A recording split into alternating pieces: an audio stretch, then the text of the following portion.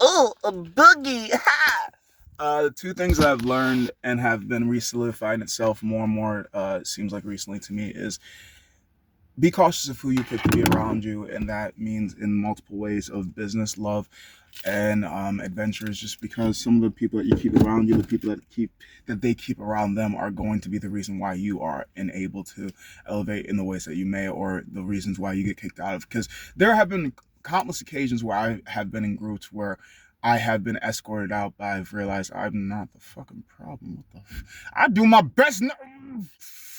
I didn't want to be here, actually. So thank you for kicking me out this room. I just don't like to get attention that way. Even though I sometimes feel as if no, there's definitely lots of times I give out that pick me energy, but it's like, how else do you think other people made to the success that they did? They just fucking grinded and grinded and grinded and grinded and grinded and grinded, and it all looks differently. But we don't respect it in all the forms that grinding looks like. So either way, it is what it is. What I've come to learn is your haters are your biggest fans. Regardless if your fans are your fans, your haters are gonna keep you in the fucking rooms and bring you into rooms that you never was even gonna exist in, just because they want to talk shit about you. And other people are like, well, let's see how bad this person is sometimes. Or sometimes like, yeah, this person's bad, and then they rally in that bullshit team. But either way, where am I getting at? So the people that you pick the people that might keep you in places that you don't want to be, essentially just because they don't necessarily pick good people themselves, even though you might pick the good person, but are they, I don't know.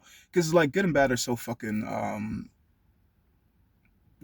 so it's basically like beauty and the beholder type of good and bad situations, where it's I have to be in that experience, and dependent on my upbringings and my experiences, clearly I define good and bad differently than you do, or at least I believe I do. And I am well aware that from all the experiences I've had with so many individuals in the two buddy system, me and them working on jobs, or me and them driving somewhere, me and them doing XYZ ABC, and then seeing the group methods, I've come to realize a lot of times group mentality overtakes some people's individual thoughts. Individually, they'd be so much kinder, so much more peaceful, or so much more irritated, or so much more ruder. But because of the group, they're more kinder, more softer, more angry, or more rattled because of the whole entire together energy. And that's why I've come to realize, like, people will sink you or raise you regardless if they mean to, or regardless if they're intending to. So it's just picking the right people that pick the right people that always pick the right people. And it's just always trying to make sure, kind of like digesting, well, kind of like consuming anything in any sorts, rather it's TV, rather if it's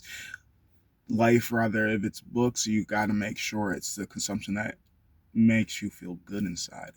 I think, because realistically, I don't really feel other things aside from other people's things, or maybe I'm just performing things. But sometimes the feelings in these rooms make me not want to go anywhere because they're too intense for me, and I can feel somebody crying and they're dying. They want to fly, but their wings don't work like they used to. And I feel somebody so boiled, so angry, they want to explode with this roof. I don't know how it holds. Oh my God, somebody else might die too because they're so lost aimlessly, just walking through this room trying to figure out the person that they're looking for. But they seem to miss the bathroom, they seem to miss the glass, they seem to miss all the reflective surfaces to see that the person that they've been looking for is themselves. But hey, who am I to tell them?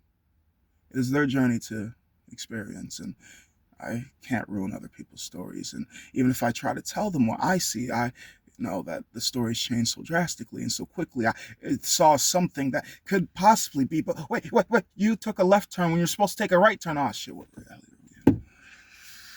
What'd you have to drink?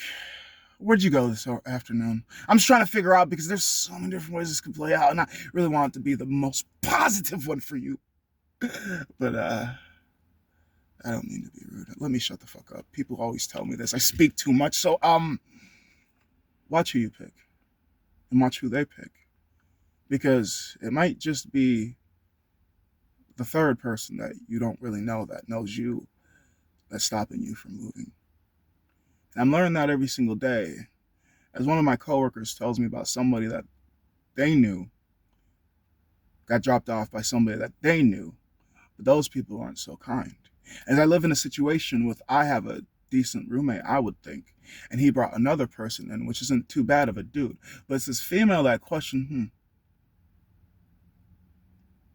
this reminds me, the house is darker than it used to be. Oh shit. I've seen this before. I know how this story ends, for me at least. I can't speak for anybody else, but toodaloo, I must leave. It was a nice stay until it wasn't. And that's me speaking honestly. I know not all, but this one, I've seen the soul before. Not a pleasant one. I don't know if it's following me or if I'm following it, but somebody's ship's gonna sink. But whose story am I telling? It's not mine. I'm just experiencing shit. But yeah, that's my little story.